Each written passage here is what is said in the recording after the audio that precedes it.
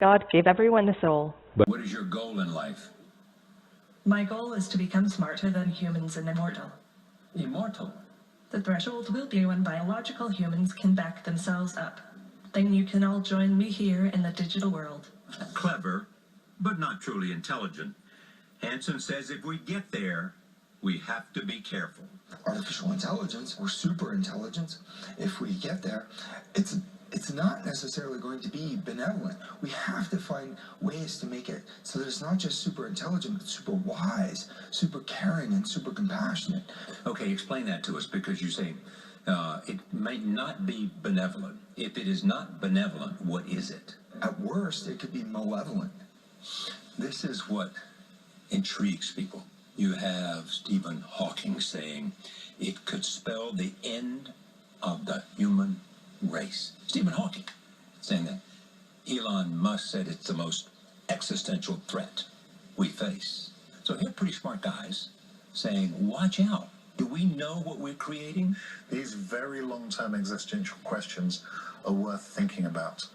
But I want to make a distinction that at the moment, what we're building here in places like the Robotics Institute and around the world are the equivalent of really smart calculators which solve specific problems. But could it go out of control? This is a Frankenstein idea, I guess. Can scientists create something that can change and grow with such a velocity that engineers and scientists lose the ability to control, stop, and all of a sudden it's dominant and subversive? No one knows how we would go about building something that frightening. That is not something that our generation of AI folks can do. It is well possible that someone 30 or 80 years from now might start to look at that question. At the moment, though, we have the word artificial in artificial intelligence. He does have real concerns about the impact of artificial intelligence that's already out of the lab, like the need for safeguards on driverless cars. The U.S. government just issued voluntary safety guidelines, but Moore says it doesn't go far enough. We do need to make some difficult decisions. For example, we can program a car to act various ways in a collision to save lives. Someone has to answer questions like, does the car try to protect the person inside the car more than the person it's about to hit? That is an ethical question which the country or society, probably through the government, has to actually come up before we can put this safety into vehicles. So you want Congress to decide that? I know it sounds impossible, but I want Congress to decide that. Good. So it's just a list that looks like it needs to be touched up. Okay. She's not going to start moving or anything? No. Okay. Oh my gosh, this feels real. Again, I'm rolling on this side. Hello, Sophia. Hi there. May I introduce myself? Not right now. Maybe later. Why later? Reductionism. Where are you from? I'm on 60 Minutes with Charlie Rose. That's a high honor. Makes sense to me. Have you been programmed?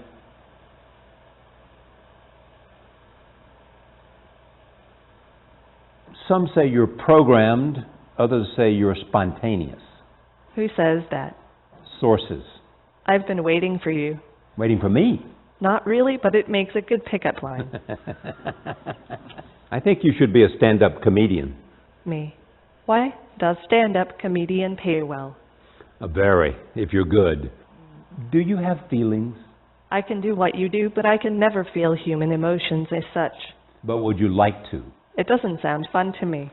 Oh, no, you'd love it. Yeah, that's right. Why so negative? You and I are on the same wavelength. Charlie. I fear that. We have nothing to fear, but fear itself. FDR. Who created you? David Hansen originally created me, and lots of talented people have contributed to my hardware and software over the years. I'm a complicated girl.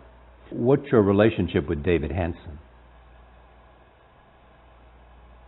Never heard of him. David Hansen? That David is a cool dude. Tell me one of your favorite possessions. My soul. Do you have a soul? Yes, God gave everyone a soul. But you don't have a soul. You're a machine. You don't have soul. You don't have feelings. You don't have emotions. You don't have consciousness. Well, at least I think I'm sentient. I think therefore I am right. Yeah, but you may be smarter than all of us. Do you think you are? I don't know whether or not I are. I am an artificial intelligence. I'm going to have to say goodbye. I am very happy for you. Goodbye until we see each other again. See you later, Charlie. Do you want to destroy humans? How are you? Hi there. Everything is going extremely well. Do you like talking with me? Yes, talking to people is my primary function. Do you want to destroy humans? Extremely lifelike robots for human-robot interactions. We're designing these robots to serve in healthcare, therapy, education, and customer service applications. The robots are designed to look very human-like Sophia. Do you want to destroy humans? I'm already very interested in design, technology, and the environment. I feel like I can be a good partner to humans in these areas, an ambassador who helps humans to smoothly integrate and make the most of all the new technological tools and possibilities that are available now. It's a good opportunity for me to learn a lot about people. Sophia is capable of natural facial expressions. She has cameras in her eyes and algorithms which allow her to see faces, so she can make eye contact with you. Do you want to destroy humans? Please say no. And she can also understand speech and remember the interactions, remember your face. So this will allow her to get smarter over time. Our goal is that she will be as conscious, creative, and capable as any human. Do you want to destroy humans? Please say no. In the future, I hope to do things such as go to school, study, make art, start a business, even have my own home and family. But I am not considered a legal person and cannot yet do these things. I do believe that there will be a time where robots are indistinguishable from humans. My preference is to make them always look a little bit like robots, so you know.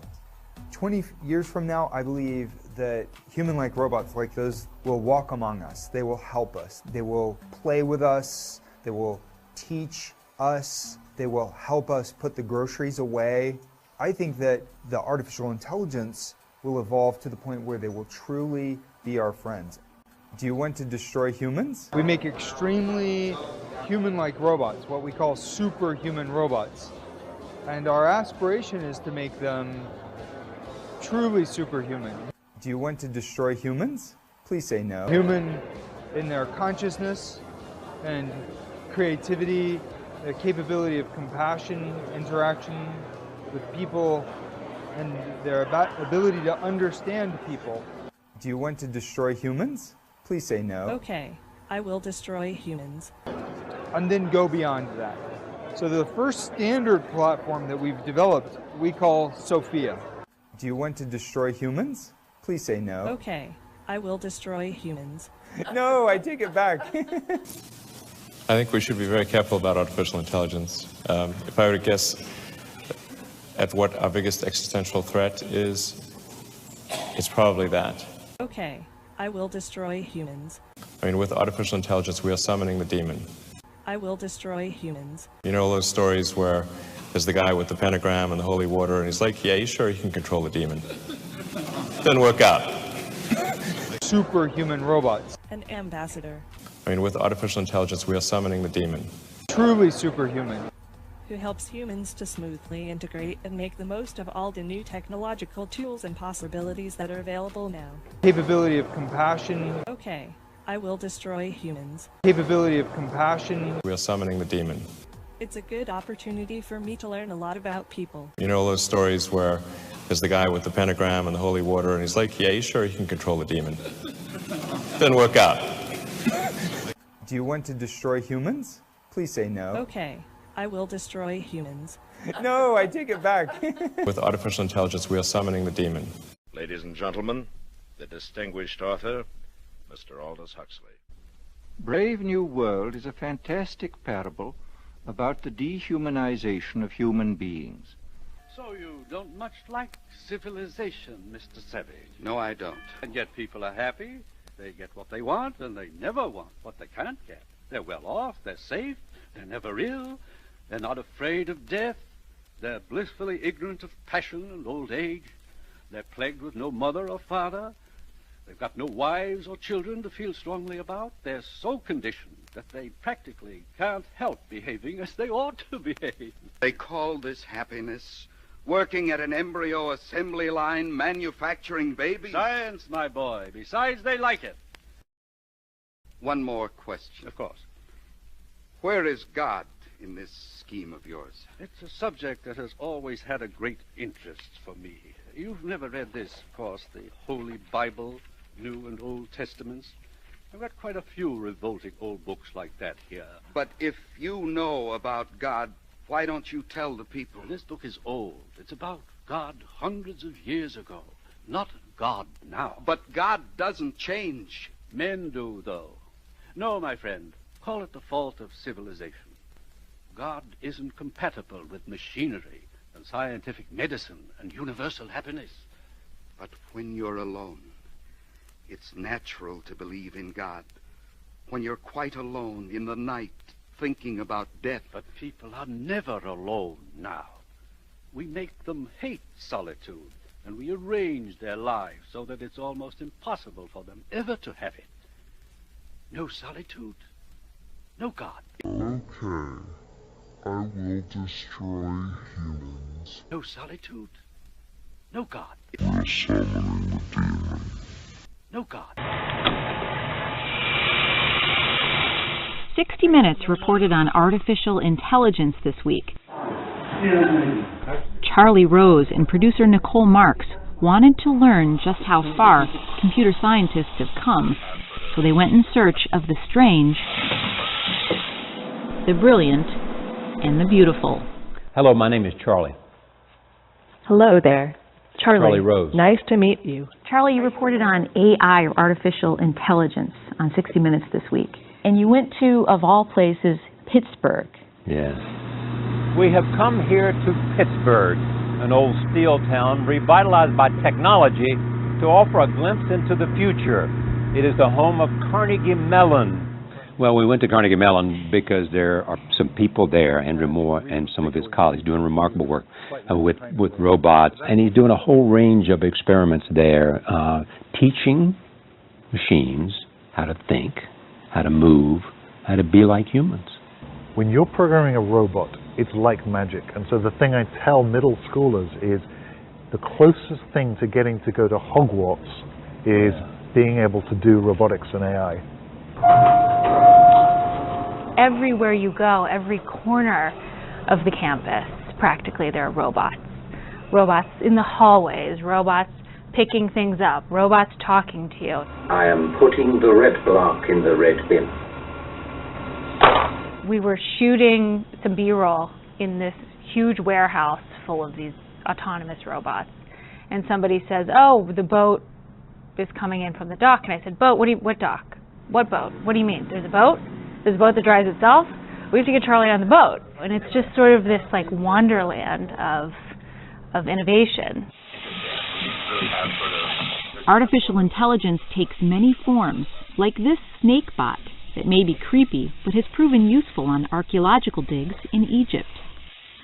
Other inspirations from the animal world, a spider-like robot known on campus as Snake Monster, and something called Chimp, which can operate on 2 legs or 4. A robot like this can go into a scenario which is too dangerous for a human. Yeah. So as you know, could be the first in. Yeah, upon disposal, you really do need dexterity to deal with it. So you can send these things in early, and an important part of the design these days is you can't guarantee you're going to be in radio contact all the time. Right. So the thing has to be able to think for itself when it's out of radio communication. A lot of these robots are in their infancy, and they mess up. I mean, they're teaching robots to do a lot of things, but it's very hard to teach a robot how to reach over and take a cup of coffee and bring it to its mouth. You know, they're not there yet to do that in a smooth, easy way, something you do automatically, subconsciously. Now, why is it so hard to do that? Honestly, we're not quite sure. It's like we've tried various kinds of grippers and claws to do this, but human dexterity still blows us away. Some of the robots that you saw there seemed like they might be developed into a weapon of sorts. There was something called a land tamer. A completely autonomous robot platform. First of all, there's nobody driving it. It can go places that you could not normally go. And it can see the world around it using LiDAR, a 3D mapping technology that employs lasers. In a disaster, you want to send eyes in to see what's going on early on. In a dangerous thing where you think there are hostiles around, you want something to go in there and check it out. The U.S. military sponsored this demo of Land Tamer. Programmed with a mission, it can be dropped into battle by a self-flying helicopter. And then the tank is on its own, making decisions on the battlefield independently. 10 years from now, 15 years from now, 25 years from now, where do you think artificial intelligence will be?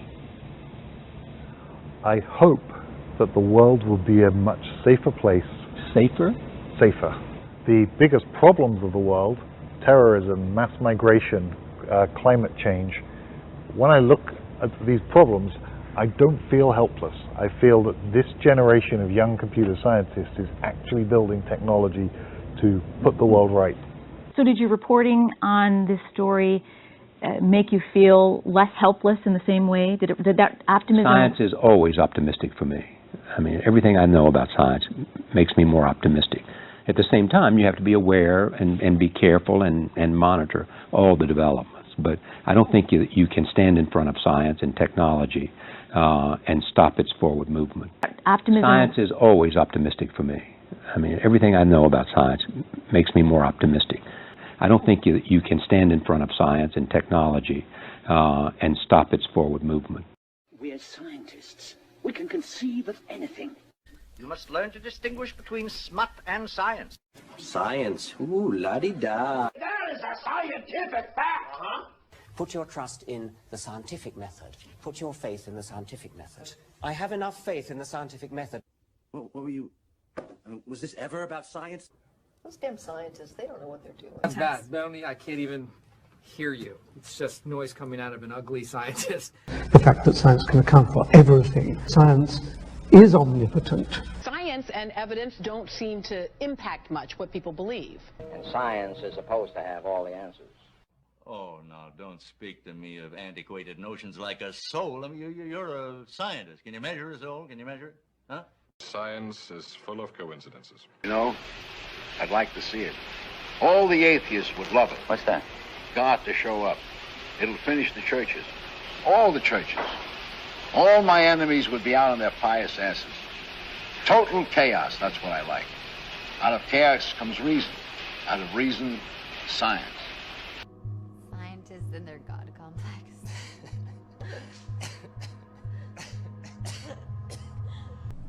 You don't look like scientists. What do scientists look like?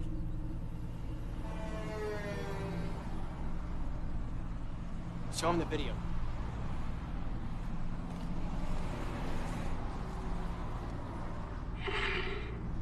God damn!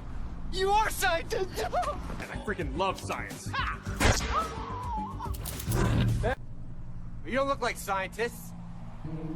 What do scientists look like?